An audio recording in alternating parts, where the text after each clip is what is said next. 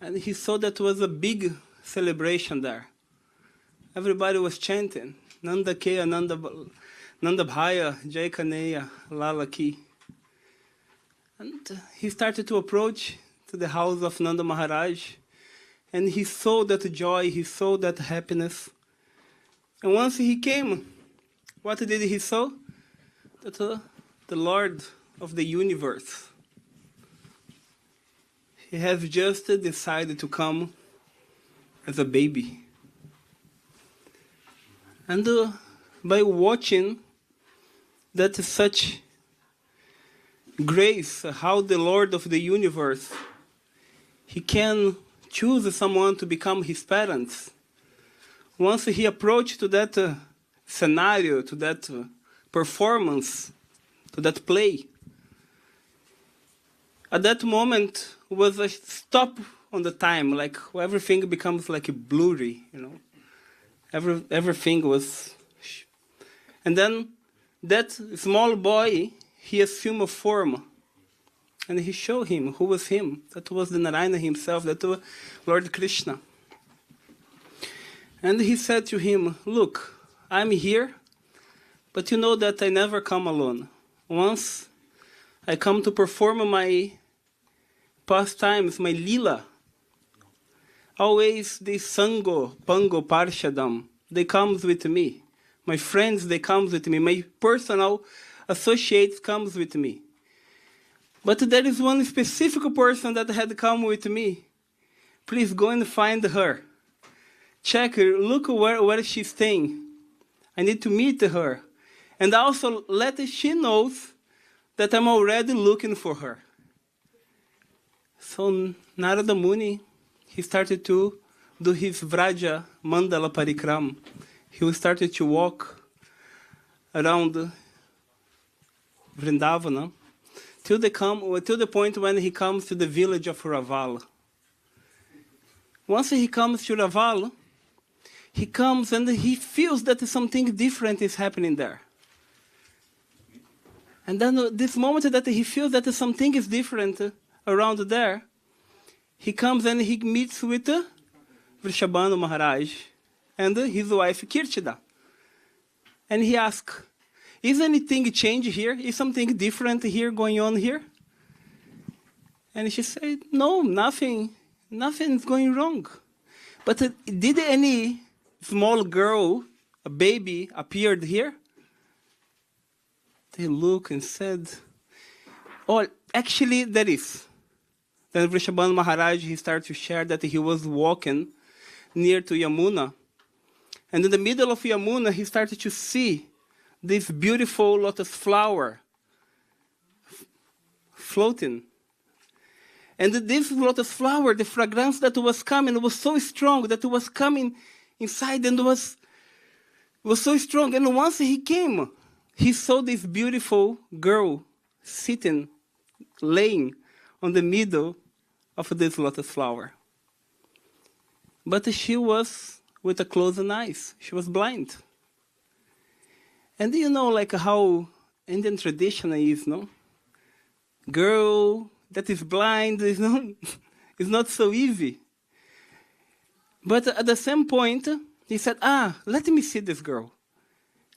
Let me see this girl. Let me see, please. And then once he approached to the house, once he came to Srimati Radharani, she also assumed her original form to him. And she gave the darshan to him. And she also showed that she was not alone. There was Lalita, Vishaka, and all the other personal Sakis, friends of her, also were there. And when they get together, she said, I'm just waiting for the moment when I will meet my Lord Krishna. And he said, don't worry, it will happen. So then he came to Vrishabhanu Maharaj and he said, look, I think that I know how you can affix the eyes of your daughter. Just invite Nanda Maharaj to come here. And make sure that they are bringing gift to Srimati Radharani. Make sure that they are bringing gift. There's a lot of gifts coming here. But also make sure that their newborn boy is also coming. And everybody knows that once this meeting happened, because there was a promise in Vaikunta before they come in. So when this pastime is being performed in Shivrindavanadam, this pastime is just a remark in our life, in our spiritual life. Why? Because, as Mayuram was explaining, there is so much tattva happening in the world. So much like truthfulness, no, to be established. But there is this rasa which breaks. And then the Bhagavata says that when the saints, the Vaishnavas, they get together, they get just for one thing. That is called Rasayana Katha. Rasayana Katha means that they get together to explain such pastimes like these activities which Krishna and Srimati Radharani, they have performed, which we cannot understand with our mind. And they come and they keep discussing such activities, non-stopping. So these pastimes of Krishna in Vrindavana with Srimati Radhika is exactly to make us to remember our real position in this world. Srimati Radharani, she was a great servant of Krishna. She was all the time serving Krishna. She was always looking how to bring pleasure, happiness to Krishna. And even sometimes Krishna, he was pretending that he was not so attractive by her service. It didn't change her mood. She kept giving all what she could to perform better and better this service to Lord Krishna. Sometimes she was shouting at Krishna, sometimes she was screaming at Krishna, sometimes she even didn't want to see Krishna. But at the same time, she was always involved with these pastimes. So today is this special day where this manifestation, as Krishna he says in the Bhagavad Gita, chapter 9, verse 13, Daivim Prakriti Ashritaha, those who Mahatmanas tu Mamparta, or Arjuna, that person who becomes involved with this bhakti path, those who becomes eligible to perform these activities, Daivim Prakriti Ashritaha, this such person, they becomes under this divine energy that is manifested by me, which means that Radharani herself is taking care of the devotee.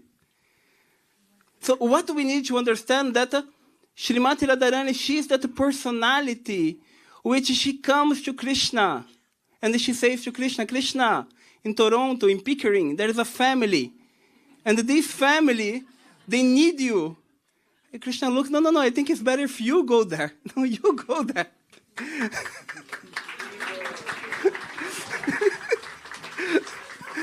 And so she came. She's here. Beautifully decorated. So this is the Daivim Prakriti, Ashritaha. Krishna he says in the Gita that they take this chance to perform a service.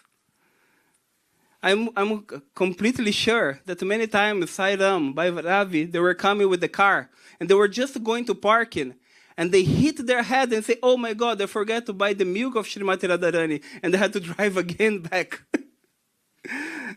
This is what it means when you take this opportunity to be the servant. All what we expect in this world is to serve. A real devotee is that because he knows that by performing this service attitude, automatically they will be pleasing Guru and Krishna, they will be pleasing Srimati Radharani, and they will be protected. Huh? Radhe Rake Mare Ke, Mare Rake, Mare Radhe Rake Ke. No one can kill those who Radharani wants to protect. No one can protect those that Radharani wants to take out. Because Srimati Radharani is that single personality which takes care of the devotee. She's the manifestation of the heart of Krishna that even Krishna cannot understand. Sometimes Krishna himself, he cannot understand what his devotee feels to him. That's why he gave his heart to her. And this heart that she's holding, and she's performing such activities These actions are completely supreme actions.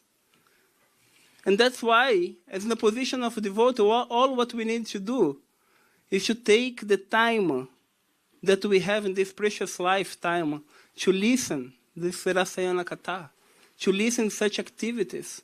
All what we need to do is to sit and chant and respond and sing. You know.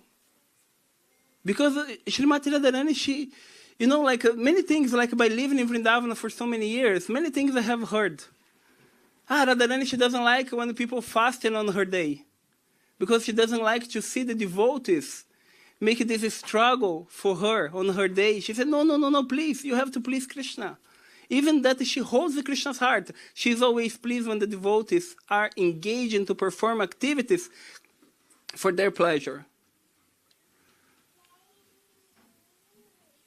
I was just meditating about the 10th canto of Srimad Bhagavata, where there's so many descriptions of these activities that the Srimati Radharani and the gopis and all the sakis they had to perform. As we have heard, there is the Gopi Gita, which is beautifully here. There is the Venu Gita, which is just the description that the gopis herself gave to the flute of Krishna. How the flute of Krishna can be so attractive. There's this Pranaya Gita, which is this Gita that Krishna, he comes to the gopis and he tells to the gopis, hey, you girls, please, it's time to you to go back to your husband. Please go back to your husband. The gopis look at Krishna and say, they're crazy. Are you well? So you want now that you came now to us, you touch us, and now you wanted to send back us to our husband? Do you really know what you were talking about, Krishna? What did Kalya has done for that snake to be allowed to be touched by your feet? What did this Kalya has done? Is the service of Kalya is higher than us? Why we cannot touch your feet? Now is our duty. We wanted to touch your feet. We wanted to experience it. Yes, we know that when you play your flute, Krishna, he just doesn't play the flute just to call the cows. No, he has so many meaning of playing the flute. Sometimes Krishna, he plays the flute to, to organize all these cows and all the stuff. But also when he plays his flute, sometimes it's just to call that specific gopi.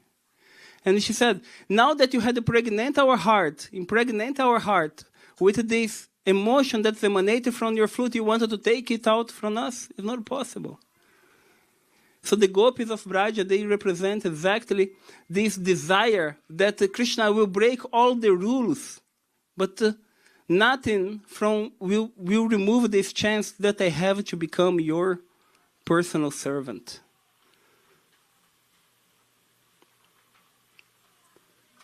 Like, for example, even in the Gopi Gita or Venu Gita, Pranaya Gita, when we see all these descriptions, such descriptions is for what? It's for just to remember in us our constitution position.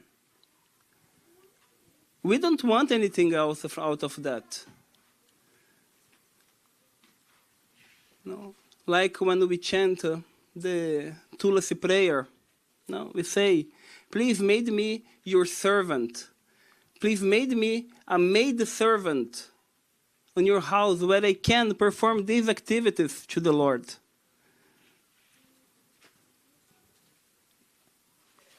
And that is the attitude of a devotee that is on this spiritual path, is to keep remembering every day what is the goal here. That is to perform these activities, which is the activities that can always awake this feeling, that this longing, that we can be with Krishna, we can be with Srimati Radharani. We can be their servant, we can be with our Guru Deva. And these pastimes that have been performed is just to remember us what we are doing here.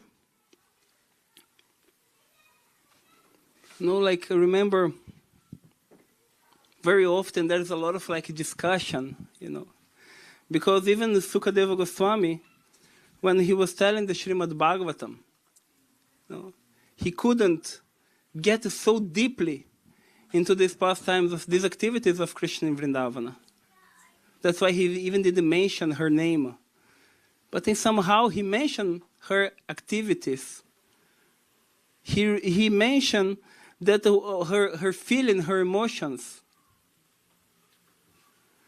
And these pastimes has a reason. That is just to make us to have also this longing. I wanted to go to this Srimati Radharani.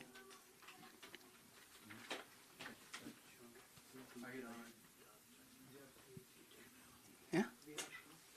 So, like for example, we always say, in the prayers, Jai Jai Shri Radhe Sham. What means? What it means this Jai Jai Shri Radhe Sham? Means that our soul is dragging into this material delusion, but once we call, please, Jai Jai Shri Radhe Sham, please hook me up, put me in the highest position, and Sham, and keep me there. Maintain me, sealed me, keep me there forever.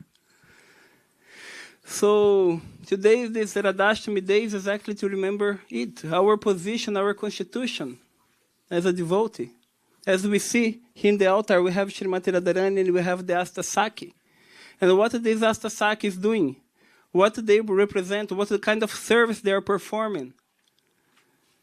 If you go deeply, you will see that each one of them, they have one specific position. And such position is just to remember us the quality of the service that they can do. We see that, for example, Rangadevi, she's a good Kirtaniya. We see that Tunga Vidya, she's a very good in the write beautiful poems. That poems that Krishna sometimes he reads to Srimati Radharani, she comes behind and gives him the paper. And he says, tell it to her. That's the bhava. Once Srimati Radharani, once Vishaka, she came to Krishna and she said to Krishna, Krishna, today you are not allowed to play your flute. You are not allowed to play your flute because always when you play your flute, you make the Srimati Radharani faint. And we are fed up of always like have been recovering her, And always there's this disease. You start to play your flute and Srimati Radharani, she falls on the ground and she hits with her head. Sometimes blood comes out. And we are we don't want this anymore, Like, I don't know if you have seen, like in movies, often we see this disease. I forget the name. Epilepsy. No. It's not epilepsy. It's like when the person in the surgery, they have the surgery, and they put the anesthesia, and he comes back and he starts to ask for water. He say, I want to drink water, water, water. Dehydration. But if you give water to him, he dies. Have you seen this? I forget the name of this disease. And they say they start to say to Krishna, Krishna, when you play the flute to Srimati Radharani, it's like the person who is having this disease that when you give the water, the person's drain. And Krishna, he says, no. Again, this game. Then he calls his lawyer, because Krishna, he also have a lawyer. Who knows Krishna's lawyer name? Huh? Madhumangala. Krishna has a lawyer, and his name is Madhumangala. And Madhumangala, he's a very good, because he's from Brahmin family, and he always takes his finger, and Krishna asks, can you check if tonight the black swan is going to meet the white swan? And he goes and he started to paint the drawing, the chart of Krishna in the sand. And he says, just to check if Krishna is going to meet, if this black swan is going to meet with the white swan. And after checking, yes, I see a prediction here that tonight the black swan is going to meet with the white swan.